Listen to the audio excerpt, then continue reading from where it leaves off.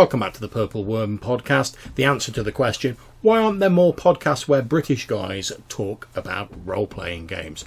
And we're going to be talking this evening about advanced fighting fantasy. But before we get on to that, we're going to answer a few of the voicemail messages that we've received so far.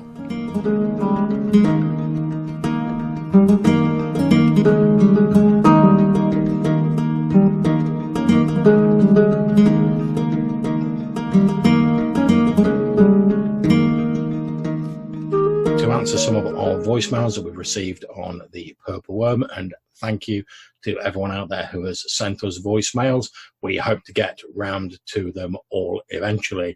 The first one we're going to talk about now is from Shandy Andy, talking about Lamentations of the Flame Princess. Shandy Andy here yet again. Hey up guys, just wanted to pick up on the topic you touched on with Lamentations of the Flame Princess. That's a system I bought, but I've never played, I must admit. And I completely agree with pretty much what you guys were saying. It didn't really strike me as being that weird. It struck me as being a solid system, certainly reading through it, although it's always a bit different, I think, when you play a game, but certainly superficially from reading through it, it seemed a solid system. Didn't seem overly weird to me at all. I mean, even compared with Call of Cthulhu, I didn't think...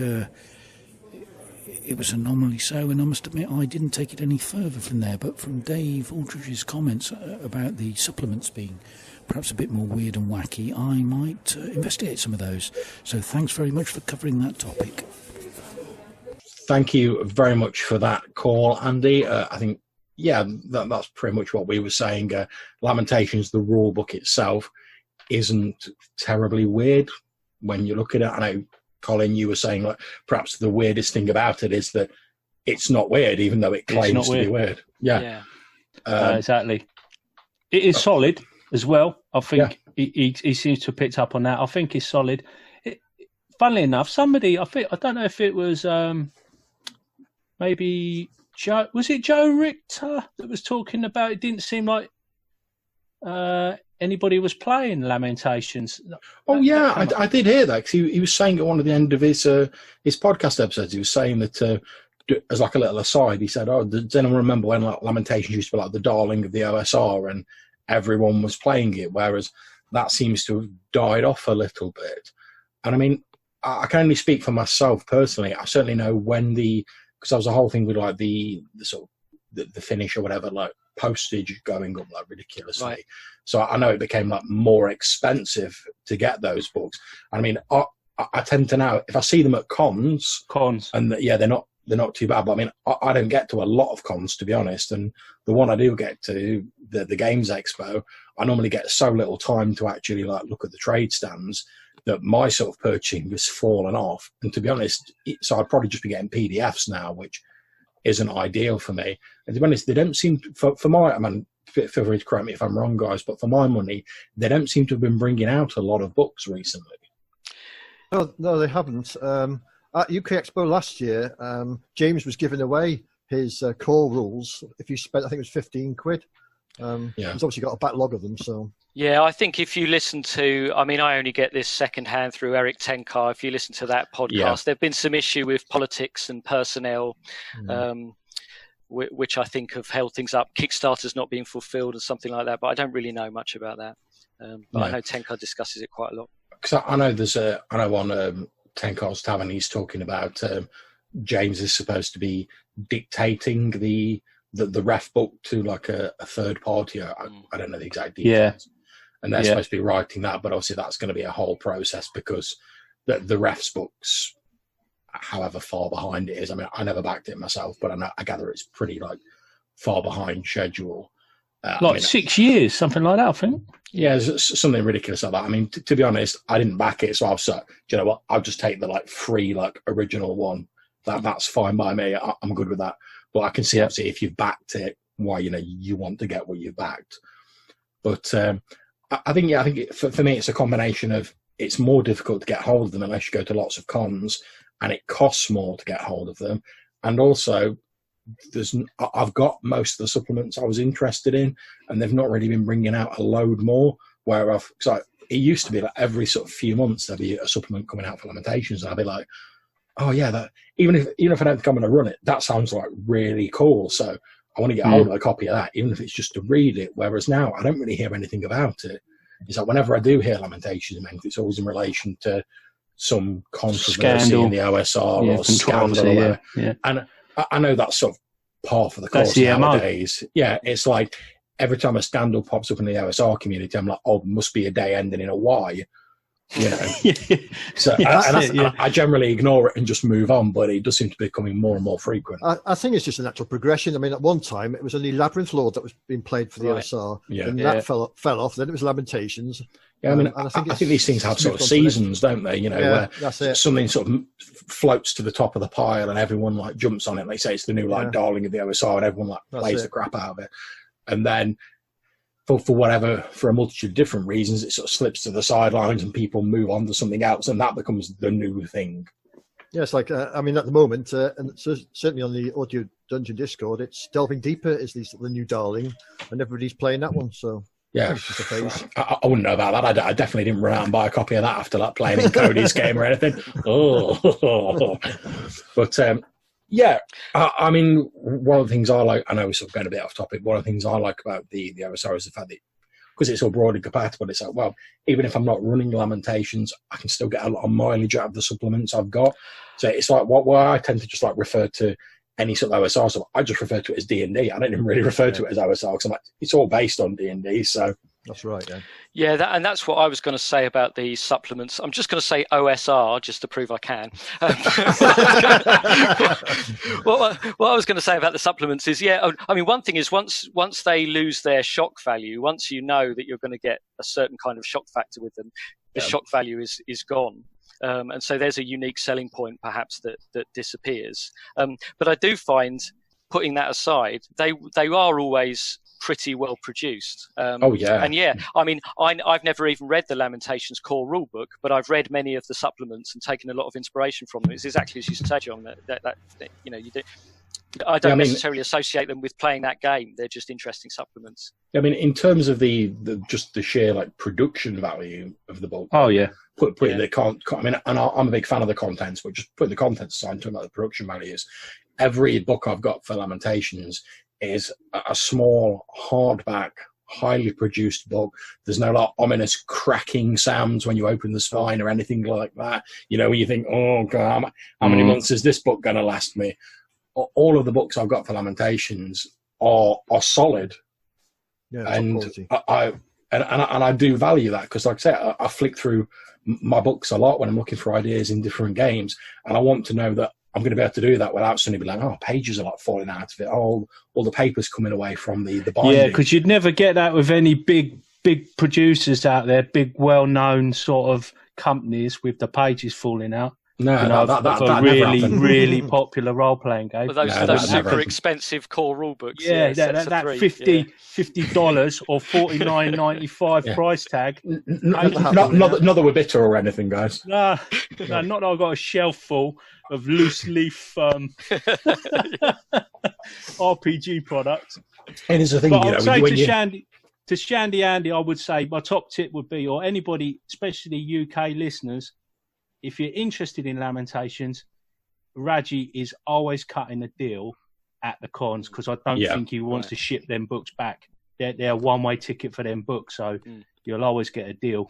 Well, yeah, I mean, a friend of mine who I was talking to recently, he got on his shelf. I think he'd gone for that deal that you were talking about, Pete, at the Games Expo. He got 2 copies of the core book on his shelf and a number of supplements, and he was like, well, it's been great for me because I bought myself a core copy a while ago. Then I saw he was doing a deal where, you know, you buy so many supplements, you get a free copy of the core book. And he was like, oh, that's great. I've now got a copy I can hand out to my players and be like, there you go. Yep. He's like, oh, obviously you can always get the sort of like the Grindhouse no art version and print it out or whatever. But he's like, it's nice to have like a full colour copy that you can hand to the players and be like, there you go, there's a player copy for you guys to have a look at. So I think Colin's right. It is worth, if you can get to conventions. I mean, I'd love to make it to more, but unfortunately it's not possible. But if you can get it to conventions, or you know people are going to conventions, it's always worth a while keeping a lookout for Lamentations of the Flame Princess, because there is always some sort of deal going on. And I mean, for myself, it's maybe not so worth it because I've already got a lot of these supplements. But if you're looking to to get into Lamentations and you can get to a convention, the cost of entry into that system is pretty reasonable. Yeah. Okay, so let's move on to the next call-in, and that is again from Shandy Andy talking about Old School Essentials Advanced Fantasy. Shandy Andy here. I just wanted to send you a message about the Old School Essentials Advanced Fantasy, which Gavin Norman's putting out, and I agree completely with what you're saying. It is definitely not a D&D first ed. It is a BX flavoured version of that, and for me it really does take me back to where I was in the early 80s, because I don't know about you, but certainly quite a few people I've spoken to did used to run what we did. Is I had the Mulvey Basics set and the Cook Marsh Expert, and my mate who I played with, he had all the Advanced D&D hardbacks, and we played some weird amalgam of the two systems without realising that they were actually different games. And I think that Gavin is getting back to that type of system. Yeah, just say, that's how I read it. He obviously wants Old School Essentials to be the go-to. You wouldn't want to not pick Old School Essentials because it didn't have your favourite class from this edition or that edition. So he's exemplifying how that modular system's going to work. You know, you can bung it all in, make your own modules. Gives him a model where he can bring all this stuff out. So I'm looking forward to seeing what comes out for it, really. Seeing what the third-party stuff is that comes out. And for players, they don't have to learn a new system. Yeah. They just continue with the system they know, so it makes it easier to run and easier to play. Yeah, I mean, I think we're already starting to see a little bit of stuff coming out now. I don't know if this is specifically Old School Essentials, but I've been seeing a few adverts for the Gangbusters BX version that's being launched, which obviously like a sort of BX version of the old Gangbusters. I know Glenn Hallstrom's been talking a bit about it on his podcast because he did some proofreading for it, and it's like a friend of his designing it. And I've seen a few what's adverts that guy's for name? I'm trying to think of his name. Gangbusters BX is by Mark Hunt. That's it. All right. And that's available on drive-through now as print on demand and PDF and all the usual sort of stuff. And I think I remember hearing Glenn saying in his podcast that they were going to sort of do like a basic book and then like an expert book, you know, in the old sort of BX style. But like I said, I don't know if that's specifically Old School Essentials themed, although I know Old School Essentials is BX basically. But I think we are starting to see people producing more sort of BX based stuff now. And as you were saying, Dave, I hope that carries on. Yeah, although that particular one seems like a very sort of small niche. You know, why not just have a Gangbusters clone or, you know...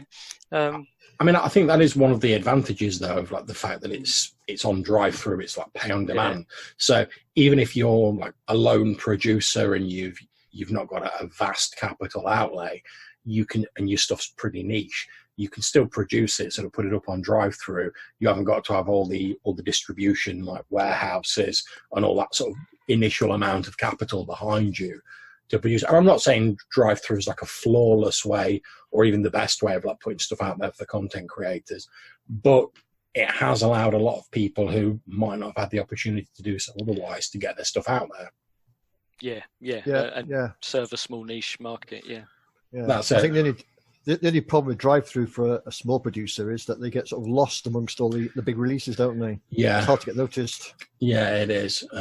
But I think that's the price you pay for like getting more people putting stuff out there. I mean, obviously, if it is more difficult to put products out there, the people who do manage to do it, they've got more of a free field that they're going to stick out more. But by the same token, a lot of people wouldn't be able to do it because they wouldn't be able to make that initial jump. I mean, I know I've got a few, like I need like a few PDFs on like drive through, and it was quite, obviously you still have to go through all the work of producing them and stuff like that. But once you've done that, actually getting it up on drive-through, I mean, I've not delved into like the print on demand because I gather you have to set things out according to like their templates and stuff like that. I've not delved into that, but in terms of getting a PDF up on there, it was pretty easy. Yeah. Whereas before, obviously, I'd have had to have taken the production sort of on my own shoulders, and it would have been a lot more involved and difficult for me to do. I'm wondering if maybe if you can find a popular niche, that's probably the best way to go on there. Quite possible. it's a bit of a contradiction in terms, I know, a popular niche, but so I think what we're trying to say there, Andy, in a sort of like a rambling way, is that yes, we agree with you. Old School Essentials Advanced Fantasy is a basic reskinning of some of the elements from like AD&D, like the Druid and the Paladin and stuff like that. And I mean, personally, I think that's a great idea because the reason I like the X is it's simple, but if someone comes up and they're like, oh yeah, I want to play a Paladin or I want to play a Druid, I don't want to have to add in loads of extra complications by trying to take like an AD&D version of it. So if there's a nice BX sort of slimline version of it, I'm all behind that. And personally, I can't wait to get my mitts on my copy of the Advanced Fantasy stuff. And I'm going to be haunting Gavin Norman's like Necrotic Gnome website for those like limited selection of the leatherette foil ones that he was talking about might be left over, because I didn't have enough money to get one of them when he was doing the Kickstarter, so I'm going to be there like with my finger hovering over the button waiting for it. We'll see. But thank you very much for your call in. Much appreciated, Andy. Okay, so the next one we've got is from Vance. Hello, gentlemen. This is Vance calling in from about 8 hours west of you. Anyway, I want to congratulate you on your inaugural episode of the dreaded Purple Worm, and I hope to continue to hear more. And really enjoy, at least on first glance, the kind of back and forth and energy of your chat. So have fun, be well, and let's keep at it. Take care, man. Bye. Thanks very much for that, Vance. Thanks very much for your kind words. Hopefully we'll be able to carry on putting out episodes in the future. I was going to say there's obviously another Purple Worm that's got nothing to do with us. Yeah, I'm not sure. I'm not how sure. Like using the phrase "the dreaded purple worm" is going to become some common in vernacular. You know, it sounds like it's part of like a Carry On film, and it should have like Sid James going like, yeah in the background every time anyone says it. Yeah. But that'd be on brand. That's definitely part of the idea. It will be on brand. Yeah, you know. Right. So, but yeah, thanks very much, Vance. Very much appreciated. I know we all enjoyed recording the first few episodes, and hopefully we're going to be carrying on doing that in future whenever us guys can get together and schedules permit, because obviously everyone's got stuff going on, but we're going to try and get together as often as we can, as long as we've got stuff to say, basically. So Thank you very much. Thanks very much. Yeah, cheers, Vance. Good to hear from you. So thanks again for all of those voicemails. We really do appreciate those, and we'll try and get around to answering some more as soon as we can. But now we're going to move on to talking about the main topic of this episode, which is Advanced Fighting Fantasy, published in 1989. So I'm going to turn over to Peter, who is our resident expert in the history of Advanced Fighting Fantasy, to just give us a quick rundown of a few of the differences and a few of the similarities in Advanced Fighting Fantasy. Yeah, so Advanced Fighting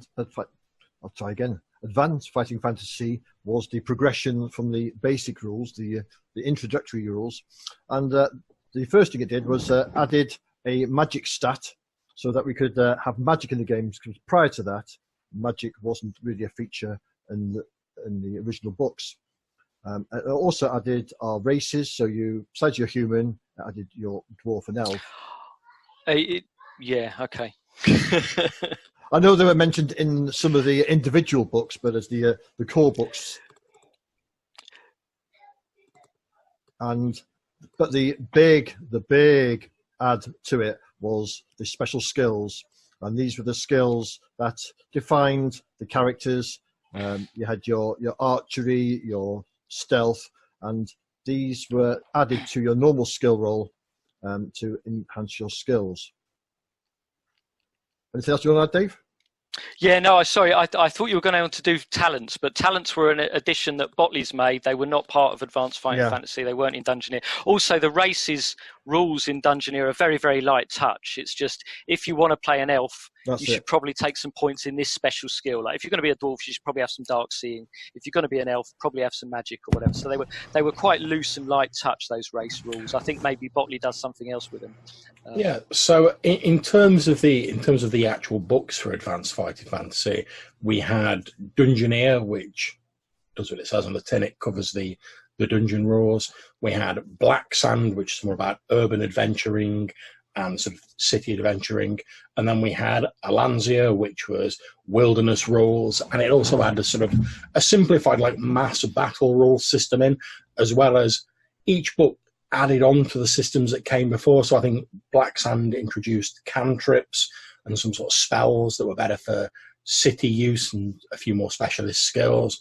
And then Alanzia had more different races, those like goblins and orcs, and some of the more slightly sort of evil races were introduced, and those centaurs, if I remember correctly.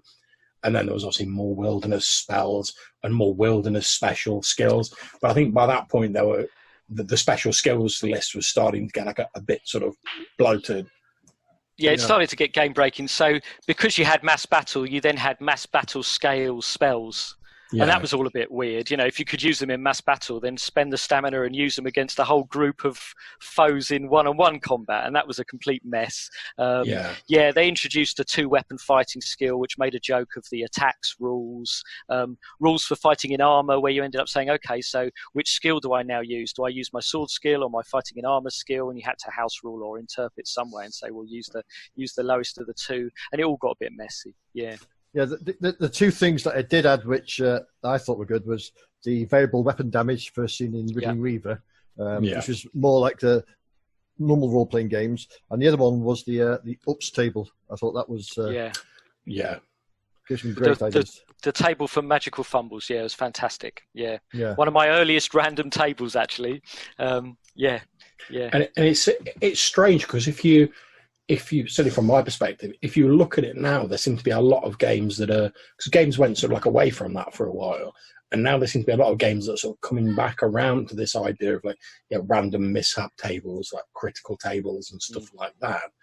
So as we were saying in previous episodes, it's almost like these things go in cycles and they have like seasons, like, things sort of go out of fashion and then they come back in again and they're reintroduced. So one of the things I've also been noticing is, I think perhaps you touched on this, Dave, in your podcast, is that Alanzia seems to be like ridiculously hard to get hold of for like anywhere like a reasonable price, whereas you can pick up Dungeoneer and Black Sand fairly reasonably. I mean, I'm lucky I've still got my originals, but I put up a picture on Facebook, which is like my box of like fighting fantasy books with my advanced fighting fantasy stuff in it. I had about 2 or 3 people who were like, oh, you've got a copy like of Alanzia. I've never even like seen a copy of that book. And I was like, oh, okay.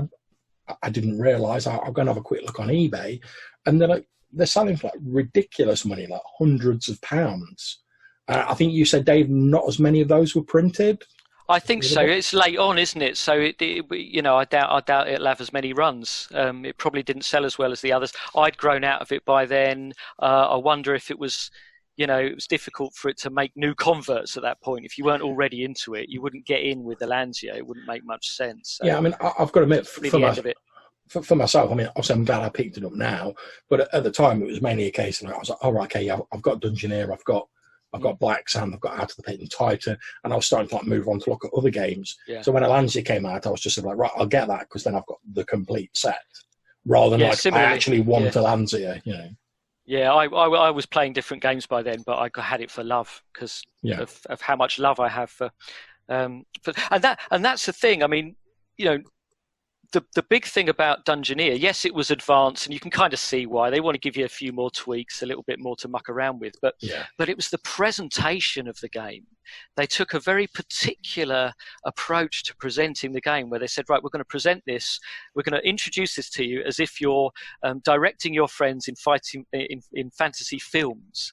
And that went all the way through the game. So you had, when they were presenting the sample adventures, the scenes were broken down as if they were directions to the actor and directors. So each scene started with location notes, which told you where you were and what was going on. Then it had a plot summary. Then it had a cast list that gave you breakdown of the main characters and their stats. Then it had props, because there were suggestions. Sometimes you might want minis or things to hand out. If there's a decree or a map, you might want a physical copy of it. Then it went into action, ! And went through the various kinds of things that could happen in this scene and how you might deal with things that emerged. And then there was problems, what if your characters do this thing or that thing that maybe mucks it up, how to get them onto the next scene even though they didn't take the bait, that kind of thing. I just thought that was amazing. I mean, by that point I'd already been through Riddling Reaver, so I already knew what I was getting into.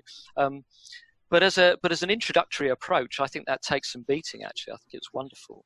I mean, I think one of the things we've potentially not touched on when we're talking about Fighting Fantasy and how advanced Fighting Fantasy is that there was a very sort of strong element of humour running throughout the books.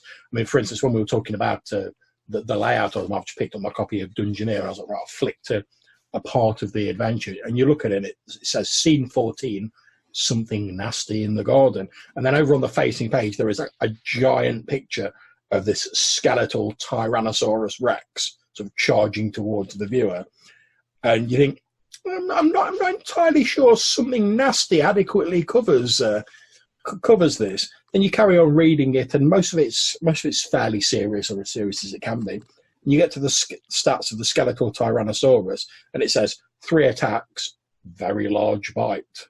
Yeah. And he said, thanks for telling me that.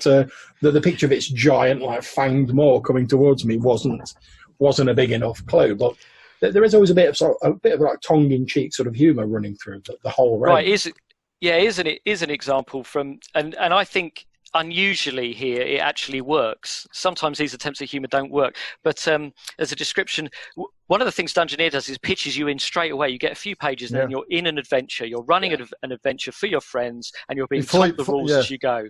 Here's how you do a fight. Yeah, so no one had to worry about how you picked special skills or created a character. But here, the fight with Grudthak the Ogre, under props, we are told, during the fight, Grudthak periodically flings half-chewed goblin bones at the heroes. If you want to simulate for this for your players, a few of the toy bones that pet shops sell for dogs to chew on will come in useful here. If you want to be really authentic, a batch of week-old fried chicken drumsticks would be more suitable. But we don't see why you should behave as disgustingly as the ogre. I mean, that's awesome. Yeah. I feel like I'm not too familiar with Dungeoneer, but it sounds like it got a little bit more Games Workshop almost. That's almost like a Games Workshop style of writing from back in the day. Okay, I'm not so familiar with that. Yeah, it is. And goblins had that kind of cute. It is very. You're absolutely right, Colin. It is very similar, which I suppose makes sense because obviously we know Livingstone was involved and Jackson were involved in. Well, they created Games Workshop, but certainly I remember the original editions of Warhammer Fantasy Battle and Rogue Traders 40k as it became. Before they became sort of locked down and more serious, they did have this strong element of humour coming down. So you had orcs in 40k, we've got these huge tractor beam guns that we load up with goblins and fire at people, and stuff like that. Or you'd be orcs, they don't travel by spaceships; they just use tractor beams to grab hold of an asteroid, shove a load of orcs on it, and then they just fire it off in a random direction and hope it hits a planet. And some of the orcs survive. And the orcs are the most obvious proponent of that, but there was that bit of an element of British humour in all of the races. Obviously, as it went on, it became more sort of serious and more sort of codified. But you can see similarities between the earlier editions of the various Games Workshop games, especially the board games as well. They used to do Talisman and stuff like that, and Fighting Fantasy. They were very much sort of treading the same grounds, albeit in a slightly different way. Mm-hmm. Mm-hmm. Yeah, I'm not sure what was because I was looking at the Riddling Reaver and I realised it's actually quite early. I was just trying to work out how comes I missed all this because it's 86 for the Riddling Reaver, which is only 3 years after I think Firetop Mountains 82 or 83, whatever we said. And then this is not that much longer after it, but I've got a feeling that Dungeoneer might have been a good few years on. Yeah, Dungeoneer was 89, so you were quite a way into the book series by then. See, I know, obviously I can't speak for everyone, but I know for myself personally, because I never really read the sort of Fighting Fantasy sort of basic role-playing game until I got hold of a copy recently, although I did read the Riddling Reaver, and I never really sort of got the fact. I could see it was different to the game books, but I never really sort of got what you were supposed to do with it until rereading it recently. And it wasn't until Advanced Final Fantasy came out years later and sort of sat that out and went, all right, yeah, it's like a movie and you're the director, that I went, oh yeah, okay, yeah, I see what they're going for. And then I sort of went back and looked at the Riddling Reaver and went, all right, this is the same sort of thing. Whereas I didn't really see the advantage in sort of running the Riddling Reaver as not a sort of standard game book. When I first sort of saw it, it was only sort of seen through the lens of Advanced Fighting Fantasy later on that I was like, oh yeah, I can actually see what they're going for. But they were bunging out a lot of these per year, Colin. So when FF, the introductory role-playing game, come out, that was in 84, you're already at least as far as House of Hell. I'm just looking at the dates of some of these. Sometimes I haven't got the earliest edition, so I can't tell how early they were published, but House of Hell was 84. And it, Caverns of the Snow, which also came out in 84. So they were producing multiple ones. They must have stacked them up and got them out pretty quick. So by the time of the Riddling Reaver, I don't know how far you might have been into it. But I remember it's surprising how many of the books Titan references. I think of Titan as the source book for the introduction. But that goes at least as far as Temple of Terror, because Malbordus is discussed in there.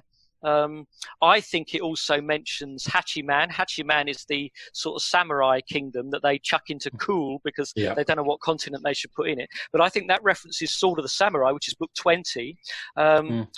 Trial of Champions, which is your Death Trap Dungeon sequel. I think even Revisit. That is referenced in Titan. So I think you get as far as Masks of so they were. So a lot of these, surprising how many of these were already in existence in those earlier days. So by 1986, where Riddling Reaver came out, I couldn't pick what the cutoff point would be, but I think you'd be surprised how many of them were already released.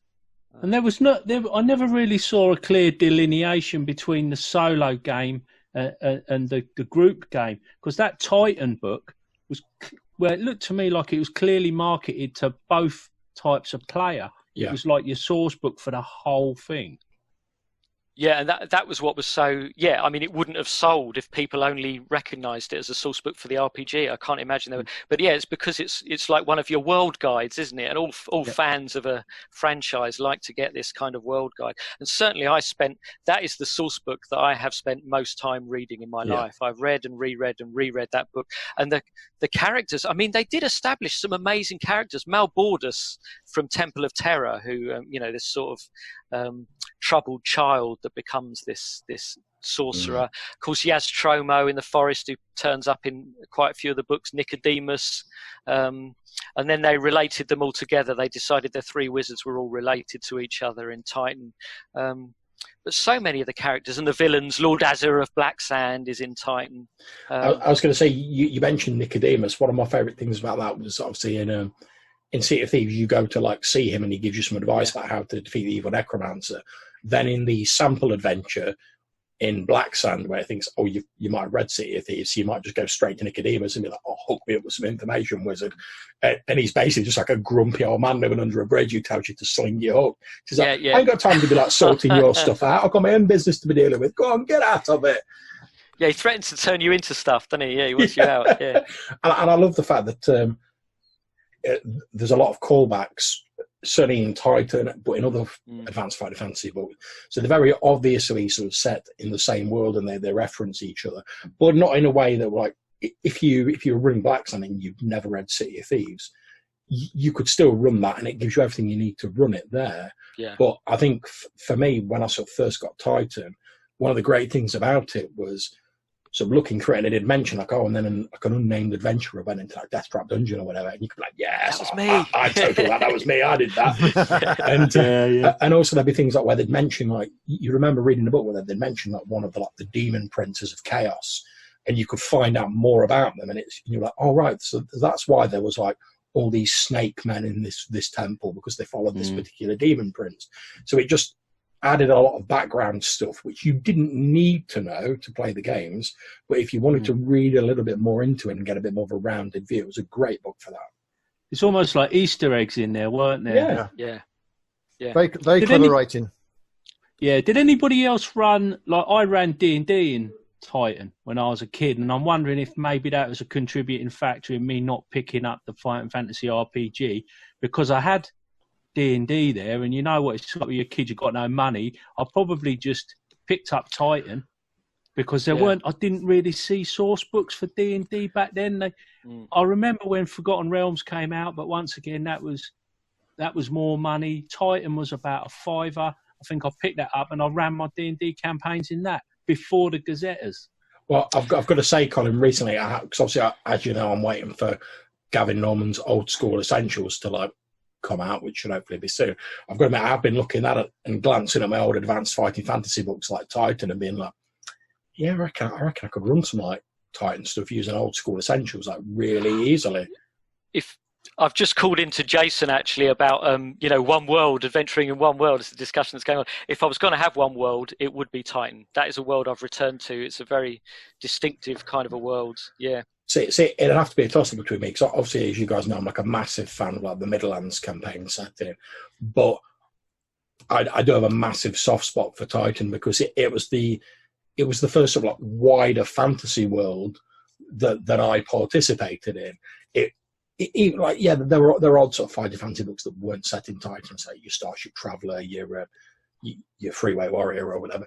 But all of the fantasy ones, which are the ones I really went for, they all had this shared world, and you'd see references in one book and you'd pick them up in another, and it had this shared reality between the books. So I've got a massive soft spot for that, and I'd love to go back there again.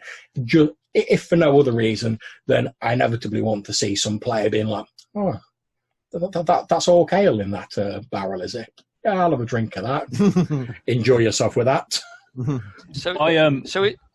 To do that proper old school days, we would all have to jump in and all DM Titan as well. So multiple GMs all DM in multiple games in the single world. Right, using whatever system you wanted. Yeah, that's how we did it, man. I tell you what you need to do, Colin. When you put between us recording this and your game in sort of half an hour or whatever, where you put out about 6 podcast episodes, you need 8 minutes. yeah.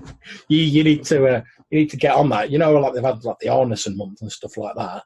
How about having a Titan month or something like that? Yeah, I was saying that during Arneson month. Yeah, we should have a Steve. Well, there's 2 things. I was going to say we should have a Steve Jackson and Liam Livingston month, but I feel there is another name that should be mentioned here. We've been talking about Titan. We've been talking about Out the Pit. We've been talking about Dungeoneer.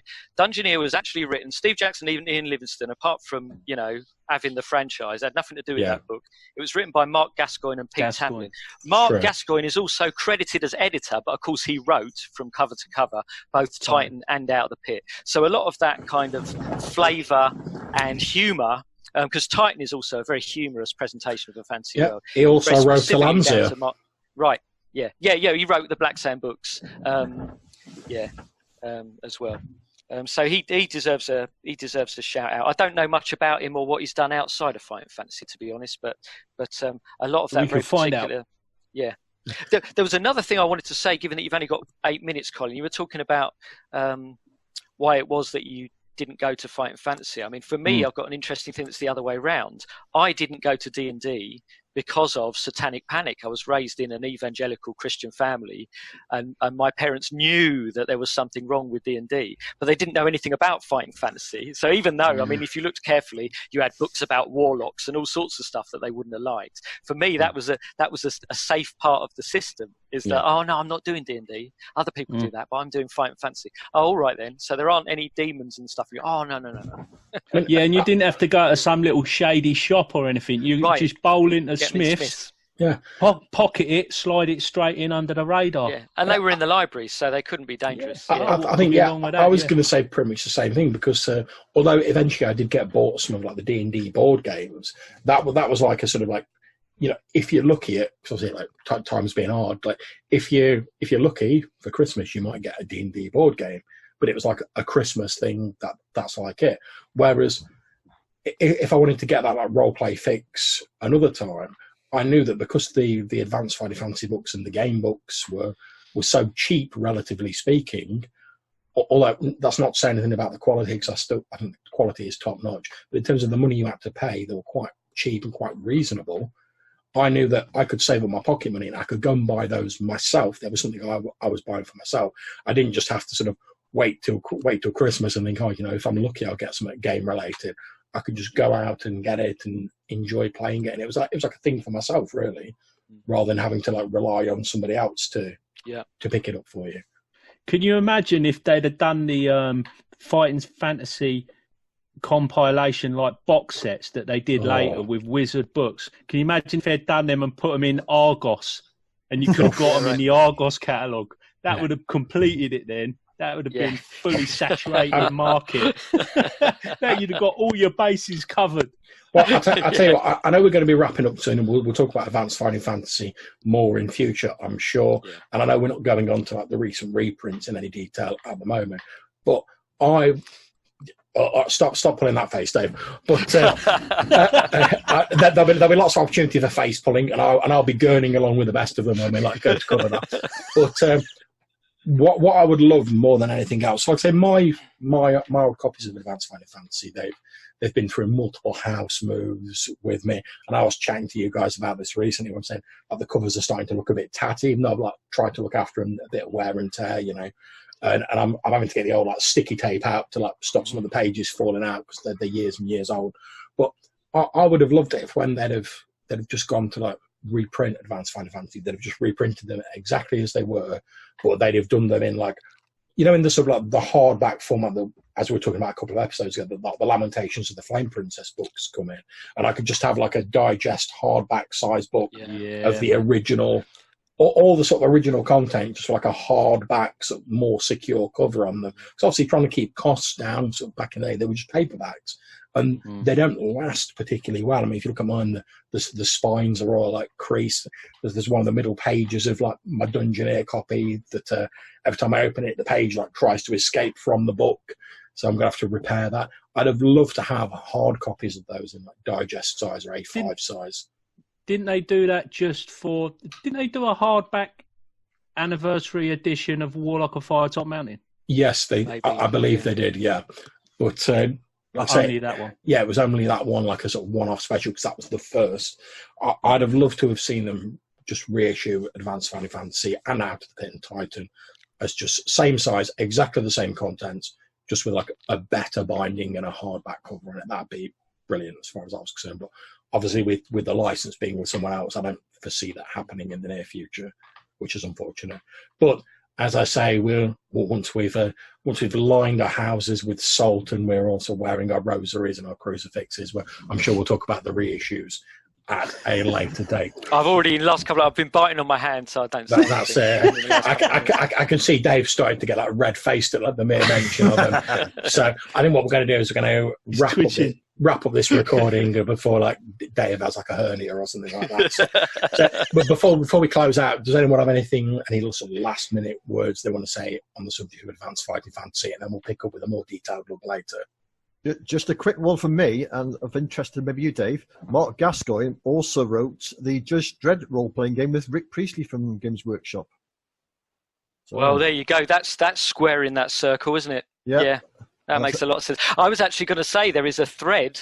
The humour, when you were talking about orcs from Games Workshop, I was even going to say there's a bit of a deep 2000 AD, the British humour kind of connection there. Well, yeah, Gascoigne is nicely making that connection. Thanks, Pete. Yeah. Did he write for the Black Library? I'm wondering if he might have wrote for Black Library for Games Workshop one of the series. Did he do a 40k series or something? Of course, there is that crossover, isn't there? Because who is it? You've got Dan Abnett that crosses over between Games Workshop and 2000. Yeah, he does the Lost Legion or something like that, doesn't he? Okay, so looking at his Wikipedia page quickly, he co-wrote some books for Shadowrun. He co-wrote a book for Earth Dawn. He did do a lot of Black Library stuff. I mean, we're talking at least sort of like 10 to 15 books for Warhammer 40k, and then probably another like 8 to 10 for Warhammer Fantasy. And he's done some sort of other game-related fiction, like say, and role-play stuff like Judge Dredd, Shadowrun, Earth Dawn, etc.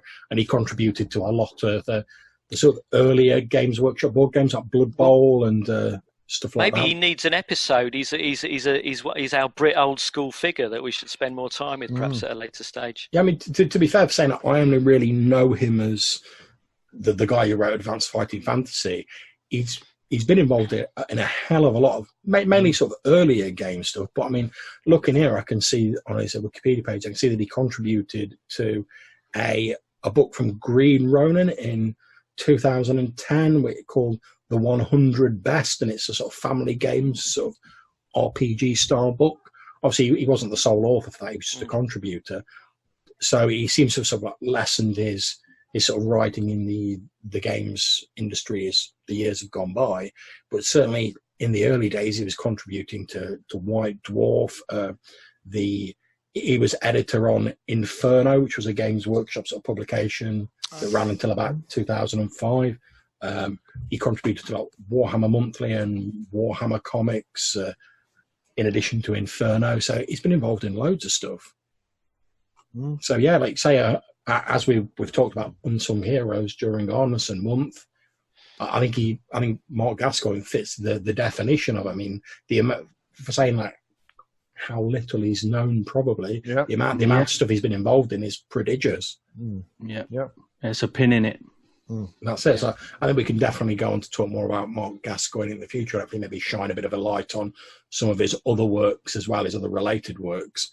So I think that's it for our introduction to Advanced Fighting Fantasy. We'll probably do another episode or two taking more of a deeper look at elements of Advanced Fighting Fantasy. But for now, from myself, Pete, Colin and Dave, we are going to bid you adieu, and we'll hopefully catch you soon. If you've got any voicemails, please feel free to leave them for us. We'll get around to answering them either individually or as a group, as we've done with some recently. But please, if we don't answer them immediately, don't think we're ignoring your voicemail. It's just that obviously we have to get our schedules together to record these episodes. But we do all listen through them and we chat about them, and we really appreciate the feedback and the chance to have a conversation with you guys out there. So until we see you next time, it's goodbye from all of us at Purple Worm. Take care, guys. Bye. Catch you later.